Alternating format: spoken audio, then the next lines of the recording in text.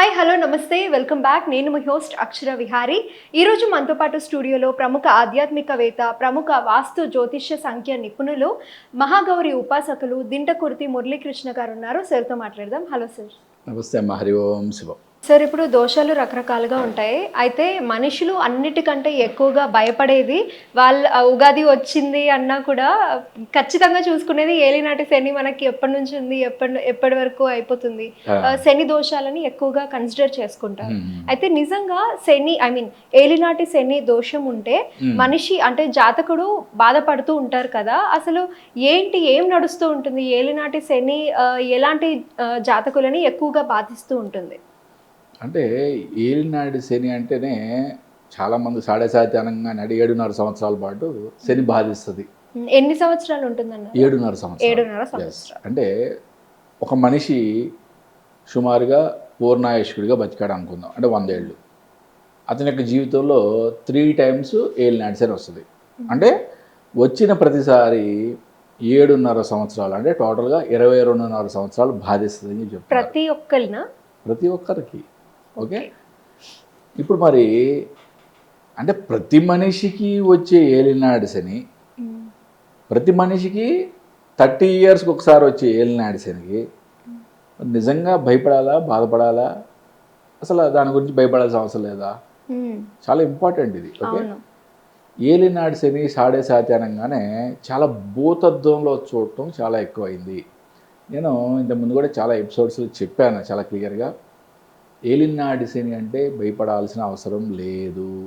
Okay, ఎందుకు చెప్తున్నాను అంటే ఒక పూర్ణాయుష్కుడైన మనిషికి అతని యొక్క జీవితంలో 3 సార్లు, అంటే 22.5 సంవత్సరాలు ఏలినాటి శని పోతే, ఓకే, గోచారంలో అష్టమ శనో, అర్ధాష్టమ శనో, లేకపోతే ఇంకేదో శనో, ఇవన్నీ కూడా 2.5 కౌంట్ చేసుకుంటే ఇక మిగిలింది అతని జీవితంలో అంటే సుఖం కూడా మిగలదా అతని యొక్క ఆనందానికి, అతని యొక్క అభివృద్ధికి? కాబట్టి ఇది రాంగ్ పర్సెప్షన్. ఓకే, అసలు రియల్గా ఏలినాటి శని అంటే ఏంటి? మన యొక్క జన్మజాతకంలో మనకి మన యొక్క నక్షత్రము, మన యొక్క రాశి మనకు చెప్తాం కదా, మన యొక్క జన్మజాతకాన్ని చూసి. అంటే చంద్రుడు ఏ స్థానంలో ఉంటే అది మన యొక్క రాశి. ఓకే, జన్మజాతకంలో ఈ చంద్రుడు ఉన్న రాశికి వెనకాల వైపు, అంటే 12వ రాశిలో ఎప్పుడైతే గోచార శని వస్తాడో అప్పుడు ఈ ఏలినాటి శని ప్రారంభమైనట్లు. ఓకే, అంటే జన్మరాశికి 12వ రాశిలో 2.5 సంవత్సరాలు, అంటే ఒక్కొక్క రాశిలో 2.5 సంవత్సరాలు ఉంటాడు. అట్లా 12 రాశులు తిరిగి ఒక సర్కిల్ కంప్లీట్ చేయడానికి 30 ఇయర్స్ పడుతుంది. ఓకే, అంటే అన్ని గ్రహాల్లో కల్లా ఆయన చాలా స్లో మూవింగ్ ప్లానెట్. ఆయన్ని మందగమనుడు అన్నారు. ఓకే, ఆయన జన్మరాశికి 12వ రాశిలో 2.5 సంవత్సరాలు, జన్మరాశిలో సంచరించేటప్పుడు 2.5 సంవత్సరాలు, జన్మరాశి నుంచి 2వ రాశిలో ప్రవేశించేటప్పుడు 2.5 సంవత్సరాలు, టోటల్గా 7.5 సంవత్సరాలని కలిపి ఏలినాటి శని అంటారు. ఈ 7.5 సంవత్సరాల్లో కూడా శని భగవానుడు జాతకుని యొక్క నఖ శిఖ పర్యంతం ప్రయాణం చేస్తాడు అని చెప్తారు. అంటే కాళ్ళు, తల, కాలు గోరి స్టార్ట్ చేసి శిఖ అంటే మన వెంట్రుక యొక్క కొన వరకు కూడా ఆయన ప్రయాణం చేస్తాడు అంటారు. ఈ యొక్క ప్రయాణం ఏ విధంగా ఎన్నెన్ని రోజుల పాటు ఏ భాగంలో శరీర భాగాల్లో ఉంటుందో మనకి శాస్త్రంలో వివరించబడింది. ఓకే, అంటే ఇక్కడ నేను ముఖ్యంగా చెప్పదలుచుకుంది ఏంటంటే ఏలినాటి శని అంటే ఏ జాతకుడికైనా సరే శారీరకమైన బాధలు కంపల్సరిగా శని భగవానుడు ఇస్తాడు. ఓకే, ఇది ఎవ్వరు కొట్టిపడేయాల్సిన పని లేదు.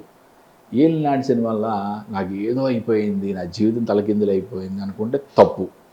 ఓకే, అది మాత్రం మనం అనుకోవడానికి లేదు. మరి ఏం చేయాలి?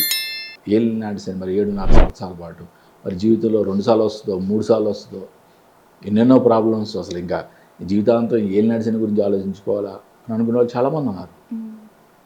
ప్రతి శనివారం స్వామివారిని ఆరాధించడం ద్వారా, శనికి తైలాభిషేకం చేయడం ద్వారా, శనికి ప్రదక్షిణాలు చేయడం ద్వారా, శనేశ్వరుణ్ణి మనం మనస్ఫూర్తిగా ఆయన ఆరాధించడం ద్వారా ఈ యొక్క శని బాధల్ని తగ్గించుకోవచ్చు, ఉపశమనం చేసుకోవచ్చు. రెండవది, ఖాళీ సమయంలో కూడా ఓం శం శనైశ్చరాయ నమః, ఓం శం శనైశ్చరాయ నమః, ఓం శం శనైశ్చరాయ నమః అనే ఈ మంత్రాన్ని కానీ, నీలాంజన సమాభాసం రవిపుత్రం యమాగ్రయం ఛాయామార్తాండ సంభూతం తం నమామి శనైశ్చరం అనే ఒక శ్లోకాన్ని కానీ రిపీటెడ్గా చాంటింగ్ చేయటం ద్వారా ఏలినాటి సమయంలో మనం ఆ యొక్క బాధల నుంచి ఎంతో అద్భుతమైన ఉపశమనం కలుగుతుంది. దీంట్లో ఎటువంటి డౌట్ పెట్టుకోవద్దు. ఏలినాటి శని అనగానే ఏదో భయం భయం భయం అస్సలు అది పక్కబడేయండి.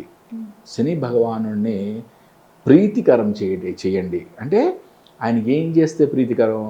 ఆయనకి మనం జాతకుడు ఎక్కువగా శ్రమ పడితే ప్రీతికరం, అంటే ఎక్కువగా వాక్ చేస్తే ప్రీతికరం. మీరు 5వ అంతస్తులో 3వ అంతస్తులో ఉన్నారు, మీరు లిఫ్ట్ ఎక్కబాకండి. ఏలినాటి శని ఉన్నప్పుడు చక్కగా నడిచి వెళ్ళండి మెట్ల మీద. వాకింగ్ చేయండి, శరీరాన్ని శ్రమ చేయండి. శ్రమ చేస్తే ఆయనకి చాలా అత్యంత ప్రీతికరం.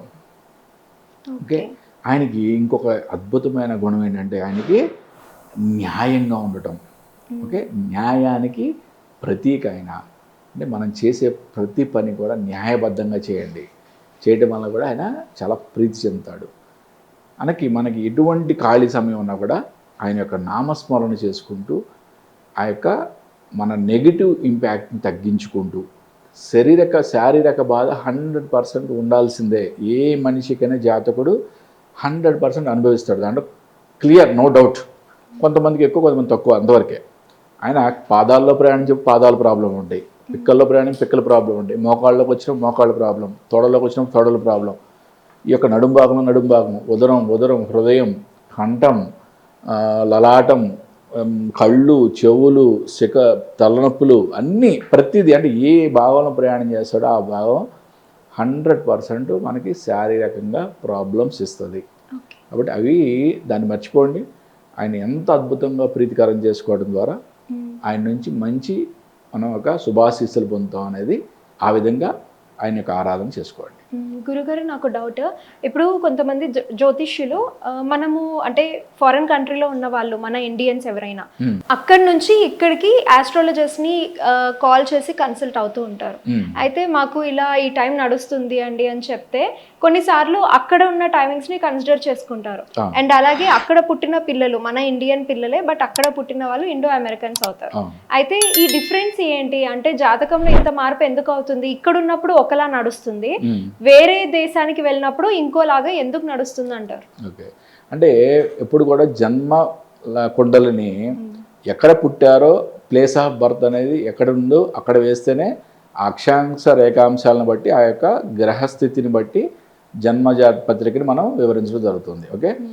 అమెరికాలో పుట్టిన వాళ్ళ చాలా అద్భుతమైన మనకి కంప్యూటరైజ్డ్ సాఫ్ట్వేర్స్ చాలా వచ్చినాయి కాబట్టి అది పెద్ద విశేషం కాదు. ఇదివరకు మాన్యువల్గా చేసేప్పుడు దాని గురించి చాలా తర్జన భర్జన జరిగితే కానీ చేసేవాళ్ళు కాదు. ఇప్పుడు చాలా ఈజీ సాఫ్ట్వేర్లో. యూఎస్లో కాలిఫోర్నియాలో పుట్టాడా, యూఎస్లో వాషింగ్టన్లో పుట్టాడు, ఎక్కడ పుట్టాడు చెప్తే బస్ ఆ యొక్క సిటీ పేరు ఎంటర్ చేసే చాలు దాని యొక్క లాంగిట్యూడ్ లాటిట్యూడ్తో సహా ఆ యొక్క గ్రహస్థితి A to Z వచ్చేస్తుంది. కాబట్టి దాని గురించి దాంట్లో తేడాలు రావడం అంటూ ఏముండదు. ఓకే.